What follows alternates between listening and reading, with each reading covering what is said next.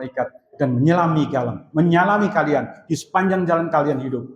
Tapi ingatlah bahwa itu harus kamu pelajari, harus kamu latih sedikit demi sedikit. Sedikit demi sedikit. Sedikit demi sedikit, kata Rasulullah. Sampai 3 kali. Ini tidak bisa jadi instan. Oleh karena itu adalah hadis ini yang diriwayatkan oleh Bukhari ini, kita bisa jadikan suatu gambaran kita bahwa Rasulullah mengetahui bahwa salah seorang sahabat atau 2 orang sahabatnya tadi dalam kondisi yang begitu hampa, begitu keluar dari bimbingan Rasulullah SAW. Maka itu perbanyak zikir. Oleh karena itu ya, itu yang satu-satunya jalan yang dinasihatkan oleh Rasulullah SAW. Mudah-mudahan kita termasuk orang-orang yang bisa disadarkan oleh hadis ini. Amin ya rabbal alamin. Jamaah rahimakumullah, dalam kesempatan ini saya ingin menyampaikan sebuah kisah. Kemarin saya di kultum hari kemarin subuh, saya sudah menceritakan bagaimana seorang ilmuwan, seorang non-muslim masuk Islam karena hidayah. Kemarin saya sudah jelaskan bahwa hidayah itu datangnya dari Allah dalam bentuk global, dalam bentuk sepintas. Tapi kalau sudah taufik, bentuknya adalah detail sekali. Nah, kita lihat sekarang kisahnya. Ada seorang dokter dari Kanada diundang ke Universitas Riyadh, di Universitas Riyadh, Arab Saudi.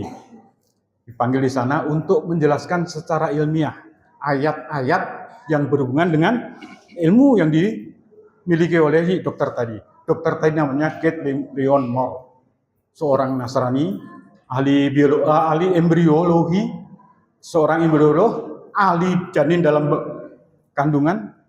Ini belum ada pada waktu ilmu kandungan, ilmu janin dalam kandungan ini yang bisa dimiliki lebih daripada orang ini. Sampai di sana dia menjelaskan tentang embriologi menurut ilmu dia. Begitu sampai selesai, mau pulang, dia dikasih, Pak, tolong 80 pertanyaan ini ya dokter ya, Anda bawa pulang, Anda jawab nanti. Nanti suatu saat nanti kita datang ke sini. Kemudian dibaca sepintas. Begitu dibaca sepintas, dia tanya, ini apa ini? Ada alat-alat gini, katanya itu. Pertama itu yang dilihat itu. Oh iya, itu Iqra bismi rabbikal ladzi khalaq, khalaqal insana min 'alaq. 'Alaq itu artinya apa? Kami selama ini mengartikannya sebagai segumpal darah. Segumpal darah? Iya. Ya bingung dia. Ada artinya lainnya enggak? Nanti saya cari. Dicarikan lagi. Dilihat kamus. Setelah dilihat kamus, artinya ada ini, Dok. Apa? Artinya yang kedua, sesuatu yang menempel. Terus ada arti lain, ada satu, lintah. Hah? Janin manusia kayak lintah. Ini yang ngomong siapa? Ya, ini kan diturunkan pada Muhammad. Berarti Muhammad sudah melihat dengan mikroskop, Dok.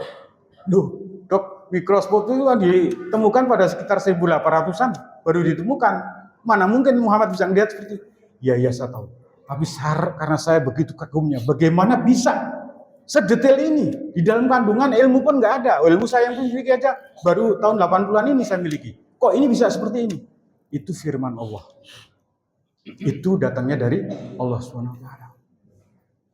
Itu rasa hati yang sudah selama ini kekafiran dia itu sudah mulai goyah. Allah itu sudah berikan tanda-tanda itu bahwa Anda harus peringatkan, Anda harus memperingatkan diri bahwa ini adalah sebuah hidayah. Akhirnya pulang. Tapi sebelum pulang dia tanya lagi. Ini ada satu lagi pertanyaan ini. Ini ada kira-kira begini nih.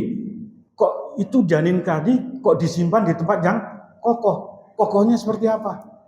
Ya nanti dokter jawab itu. Itu kami mengartikan seperti itu bahwa janin itu ditempatkan di tempat yang kokoh.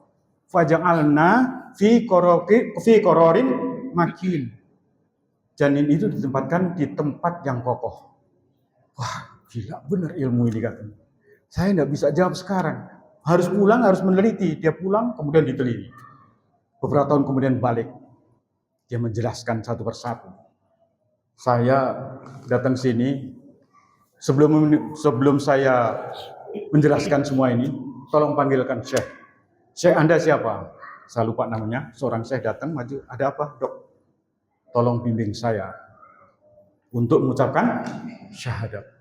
Jadi begitu dia pulang, dia lihat di mikroskop. Begitu lihat semua yang apa dikatakan oleh para ulama tadi, yang ada di Al-Quran tadi, terbukti di dalam mikroskop. Itu yang menggetarkan hati saya. Saya harus tunduk dan patuh pada hidayah yang Allah berikan ini. Datang Syekh, kemudian beliau mengucapkan syahadat, dan kemudian dia masuk Islam. Kemudian setelah dia masuk Islam, ini yang penjelasan ini datangnya bukan oleh seorang kafir, bukan seorang Nasrani, tapi datangnya dari seorang Muslim, karena saya sudah Muslim. Janin yang ada di kandungan dari seorang ibu itu bentuknya seperti segumpal darah. Kenapa seperti segumpal darah? Karena memang belum ada saluran darahnya. Aliran darahnya itu belum ada, masih menggumpal di situ. Dia menempel di dinding rahimnya ibu, sesuatu yang menempel. Ini benar halak kok. Halak itu sesuatu yang menempel. Dan saya sudah lihat, saya foto, saya perbesar, diperlihatkan nih. Janin manusia itu seperti lintah, lins, halak. Jadi tiga-tiganya benar. Luar biasa, kaget para mahasiswa tadi. Terus yang kedua gimana, Dok?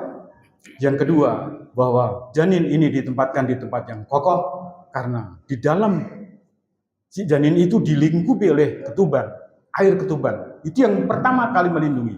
Yang kedua, kantung ketubannya itu sendiri melindungi si bayi, si jabang bayi ini. Dan yang ketiga, dilindungi oleh otot-otot dan lemak yang ada di tubuhnya sang ibu. Tiga-tiganya ini benar. Jadi pertanyaan Anda, kholak, dijawab dengan tegas pada waktu itu. Belum ada ilmu seperti ini. Sehingga orang-orang seluruh dunia terkaget-kaget. Dan orang ini, Dr. Caitlin Moore ini akhirnya mengubah buku yang sudah dibuat. Kemudian ditulisi edisi dengan edisi Islam. Dan sekarang kalau adik-adik ada yang sekolah di kedokteran, kuliah di kedokteran, akan menemui buku-buku seperti ini. Bukunya si Leon Moore ini. Ini menjadikan kita atau menjadikan orang-orang di sekitar dia itu terkaget-kaget. Dan itulah dakwah yang Allah ciptakan di daerah Kanada. Karena dengan masuknya Islam, masuk Islamnya si sang dokter ini, orang-orang terkejut dan mulai berkata-kata, bagaimana mungkin orang pinter-pinter seperti dia aja bisa masuk, kok kita nggak mau ikut masuk Islam? Dia itu semuanya didasarkan pada hal-hal yang bersifat ilmiah. Dan saya harus percaya pada sang dokter ini. Mudah-mudahan menginspirasi kita semua. Seorang dokter non-muslim disentuh hatinya oleh Allah SWT. Sementara kita sendiri yang sehari-hari itu sering disentuh Allah dengan hidayah-hidayah. Kemarin Ustadz Hidayat ngasih tahu. Sering kita itu tidak ngeh atau mengabaikan ada suatu hidayah yang datang pada kita. Kita sekarang kasih hidayah, datang ke sini. Tiap malam datang ke sini. Nanti begitu puasa hilang, hidayah itu hancur. Hilang. Ini yang kita tidak harapkan. Mudah-mudahan kita sepanjang bulan Ramadan ini aktif terus ada di masjid ini dan insya Allah akan berterus pada setelah bulan Ramadan. Itulah harapan kita dan itulah yang bisa kita ambil suatu inisiatif. Kata As-Sa'bi, saya selalu katakan ini, kalau Anda menuntut ilmu dari Syam sampai ke zaman, dapat satu kalimat saja, dapat satu ayat saja, Anda bawa pulang dan Anda amalkan, itu lebih dari cukup. Dari setiap orang yang berdiri sini menyampaikan sesuatu, dapat satu ayat saja, satu kalimat saja, bawa pulang, kemudian diamalkan, itu juga lebih daripada cukup. Nggak usah yang semuanya dihafalkan, karena tidak mungkin. Tidak mungkin otak kita pakai yang sudah pada pensiunan ya, menghafalkan sudah banyak, hampir tidak mungkin. Oleh karena itu, satu kalimat saja yang bisa dibawa pulang, itulah lebih daripada cukup. Mohon maaf jika ada kesalahan. Kalau itu kesalahan ada datangnya dari saya, dan kalau kebenaran datangnya dari Allah SWT. Billahi taufiq wal hidayah. Assalamualaikum warahmatullahi wabarakatuh.